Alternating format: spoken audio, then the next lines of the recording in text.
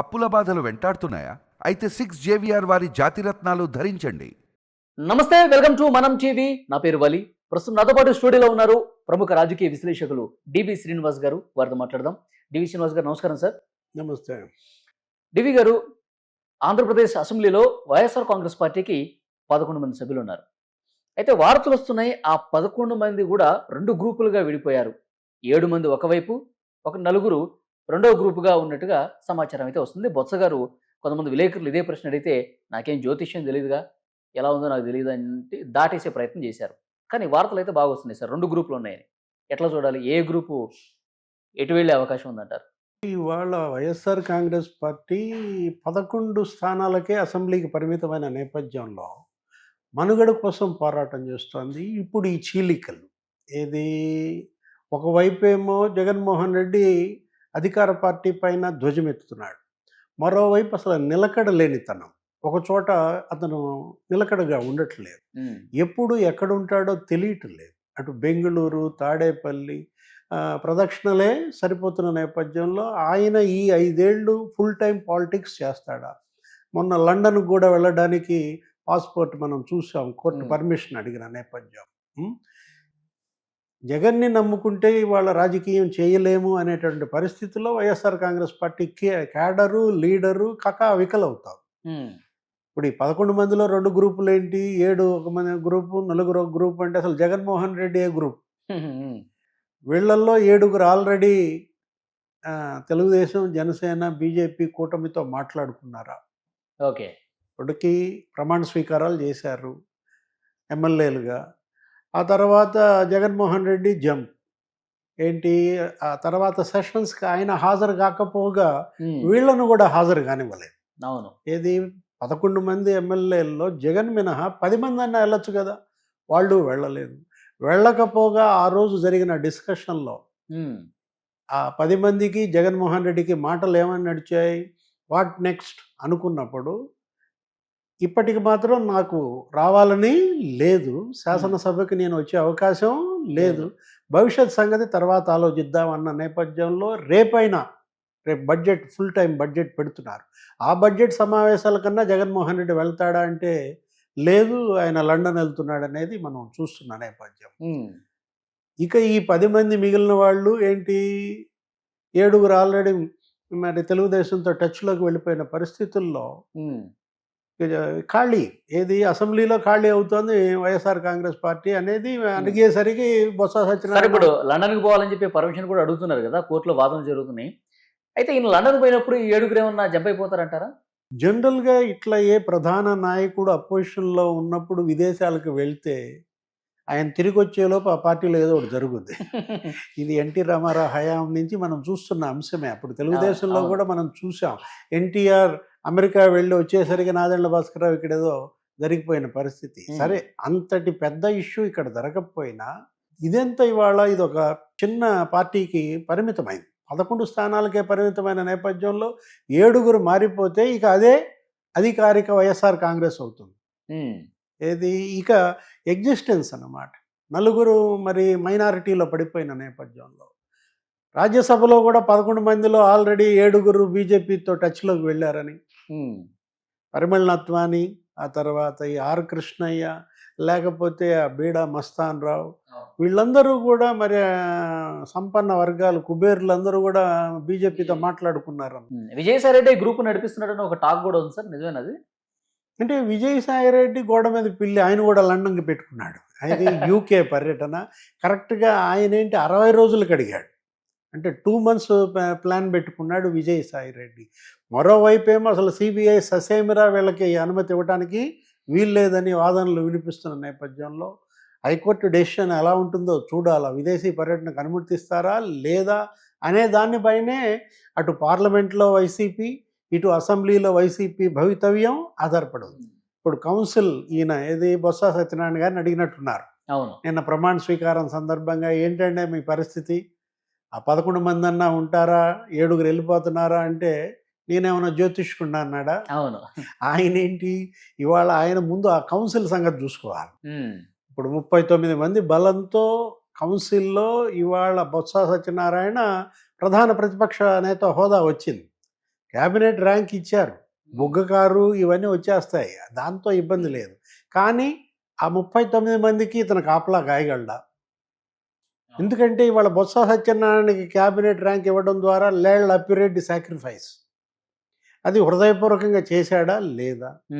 Next అక్కడ ఉమ్మారెడ్డి వెంకటేశ్వర గారు ఉన్నారు, ఏది సీనియర్ మోస్ట్, ఆయన ఆల్రెడీ లోక్సభ ఇటు అసెంబ్లీ, అప్పుడు కౌన్సిల్లో కూడా 2 టర్మ్స్ ఉన్న నేపథ్యంలో కేంద్ర మంత్రిగా పనిచేసినాడు. అతన్ని కాదని లేళ్ల అప్పిరెడ్డిని చేయటం ఒక బ్లండర్. లేళ్ల అప్పిరెడ్డికి క్యాబినెట్ ర్యాంక్ ఇచ్చి నీకు ఎన్ని రోజులైంది? 4 రోజులు కాల, 15 రోజుల్లోనే పీకేసి ఇప్పుడు ఎవరికి ఇచ్చారు? మళ్ళా బొత్స సత్యనారాయణకి ఇచ్చారు. ఇది ఒక బ్లండర్. ఇప్పుడు ఆ ఉన్న 39 మందిలో ఒక 10 మంది తెలుగుదేశం నుంచి వెళ్ళినాడు శాసన మండలి. ఓకే, మనం శాసన సభలో 7 వెళ్ళిపోతున్నారు కదా అనుకున్నాం, శాసన మండలిలో ఎంతమంది వెళ్ళిపోతున్నారు? అక్కడ పోతుల సునీత, ఆ తర్వాత చంద్రగిరి యేసురత్నం, జయమంగళం వెంకటరమణ, ఆ రామసుబ్బారెడ్డి, అది జమ్మలమడుగు ఆయన, వీళ్ళందరి ఆరిజన్, వీళ్ళు పుట్టింది పెరిగిందంతా కూడా తెలుగుదేశం నేపథ్యంలో ఘర్ వాపసియా.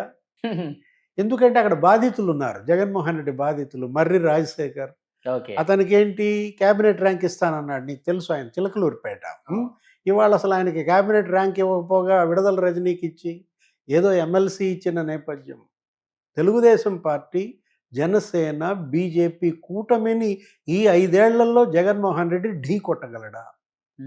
వాళ్ళు చేస్తున్నటువంటి పనుల్లో మరి చెడు ప్రజల్లోకి తీసుకువెళ్ళగలడా? ఆయన నాయకత్వ సామర్థ్యం పైనే ఇవాళ అనేక సందేహాలు. ఏది జగన్మోహన్ రెడ్డి సీరియస్ పాలిటిక్స్ చేయటం లేదు. ఇప్పుడు మనం చూసాం ఈ 3 నెలల్లోనే జగన్మోహన్ రెడ్డి అసలు నాన్ సీరియస్నెస్, ఏమాత్రం ఆయన పార్టీని నిలబెట్టుకుందామని కానీ, జనంలోకి వెళదామని కానీ, జనంలో ఉందామని కానీ ప్రయత్నం చేయకపోగా 45 రోజుల్లో 1 రోజులు ఎక్కడ మకాం? బెంగళూరులో మకాం వేశాడు. అరే మరి 3 నెలలు కాకుండానే నువ్వు 6 సార్లు అటు ఇటు ప్రదక్షిణలు చేస్తున్నావంటే ప్రజల్లో ఏమవుతుంది? ఆ ప్రజలు కాదు, ఆ పార్టీ క్యాడర్లోనే ఇవాళ ఒక అపనమ్మకం, భవిష్యత్తు పైన ఇవాళ గందరగోళం. ఏం జరుగుద్ది?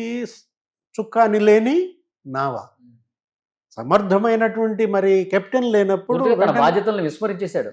ఎవరికి వాళ్ళు దూకేస్తున్న పరిస్థితుల్లో నీకు ఎంపీటీసీలు, జడ్పీటీసీలు, నీకు మున్సిపల్ కౌన్సిలర్లు మారిపోతున్నారు.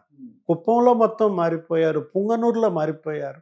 పుంగనూరు పెద్దిరెడ్డి ఆస్థానం, అట్లాంటిది పుంగనూరులోనే నీకు ఎంపీటీసీ, జడ్పీటీసీ అందరూ చల్లాబాబు సమక్షంలో చంద్రబాబు దగ్గర చేరిపోయారంటే జీవీఎంసీ విశాఖ, ఇవాళ బొత్స సత్యనారాయణ వాళ్ళు అక్కడే ఉన్న నేపథ్యం. ఆ జీవీఎంసీలోనే 20 మంది కార్పొరేటర్లు మరి జనసేన తెలుగుదేశంలోకి వెళ్ళిపోయారు. విజయవాడలో 20 మంది కార్పొరేటర్లు మరి వెళ్ళిపోతున్నారు. 7 ఆల్రెడీ సుజనా చౌదరిని కలిశారు. ఎక్కడ? విజయవాడలో. అటు మాచర్ల, ఎక్కడ మాచర్ల? పిన్నెల్లి రామకృష్ణారెడ్డి. మాచర్లలో మొత్తం కౌన్సిలర్లంతా మరి చైర్మన్, డిప్యూటీ చైర్మన్ తెలుగుదేశంలో చేరటం అంటే వీళ్ళను చూసి కదా విర్రవీగింది. ఏది? మన స్థానిక సంస్థల ఎన్నికల్లో భయోత్పాతం సృష్టించి గెలిపించిన వాళ్ళు అందరూ తట్టాబుట్టా సర్దుకుంటున్న నేపథ్యంలో ఆ ఉద్దేశంతో అని ఉంటాడు బొత్స సత్యనారాయణ. ఏమని 11 మందిలో 7 పోతున్నారు కదా అంటే నేనేమి వేణుస్వామి కాదన్నాడా? నేనేమి జ్యోతిష్యుడు కాదు, జ్యోతిష్యం నాకు రాదన్నాడు. సార్, ఎమ్మెల్యేలు, ఎమ్మెల్సీలు అంటే ఓడిపోయిన తర్వాత వీళ్ళందరితో స్థానిక ప్రజాప్రతినిధులతో కూడా మీటింగ్లు పెట్టారు జగన్మోహన్ రెడ్డి గారు. మనకి 40% షేర్ ఉంది కాబట్టి మనం గట్టిగా యుద్ధం చేద్దాం, పోరాటం చేద్దాం, ఈ ప్రభుత్వానికి ఇప్పటికే చెడ్డ పేరు వచ్చేసిందని చెప్పి కాపాడుకునే ప్రయత్నం చేశారు. కానీ దాన్ని ఎవరు కూడా పట్టించుకోకుండా ఈ జాయినింగ్స్ అనేవి కొనసాగుతూనే ఉన్నాయి. ఇప్పుడు 23 మందితో చంద్రబాబు గత 5 ఏళ్ళు పార్టీ నడిపాడు. 23 మందేగా ఎమ్మెల్యేలు, 151 మందితో ఈయన గెలిచాడు.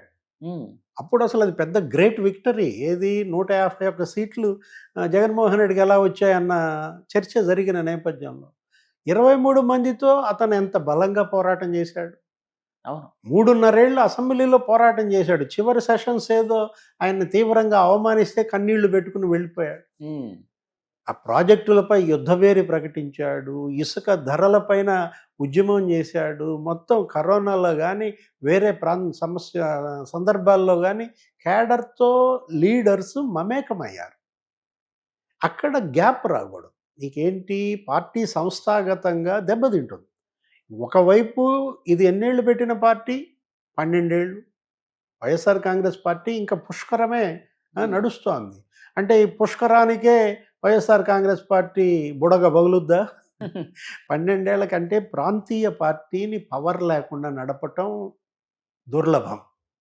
మారిన భారత రాజకీయ పరిస్థితుల నేపథ్యంలో చూసాం మనం. బీఆర్ఎస్ పరిస్థితి తెలంగాణలో ఎలా మారిపోయింది. అవును. 3వ స్థానానికి పడిపోయింది. అక్కడ సేమ్ అదే. ఏది ఒకవైపు షర్మిల రెడీగా ఉంది, ఛాన్స్ దొరికితే స్పేస్ ఆక్యుపై చేయటానికి, జగన్మోహన్ రెడ్డి స్పేస్లోకి చొరబడటానికి సొంత చెల్లె అక్కడ సిద్ధంగా ఉన్న నేపథ్యంలో జగన్మోహన్ రెడ్డి ఇవాళ ఆయన ఏంటి ఐడెంటిటీ క్రైసిస్లో పడ్డాడు. ఇంకా ఎందుకు గుర్తించట్లేదు సార్? ఆయన అలర్ట్ కావాలి కదా. ఆయన విదేశాలకు పోవడం, ఇక పార్టీని వదిలేయటం.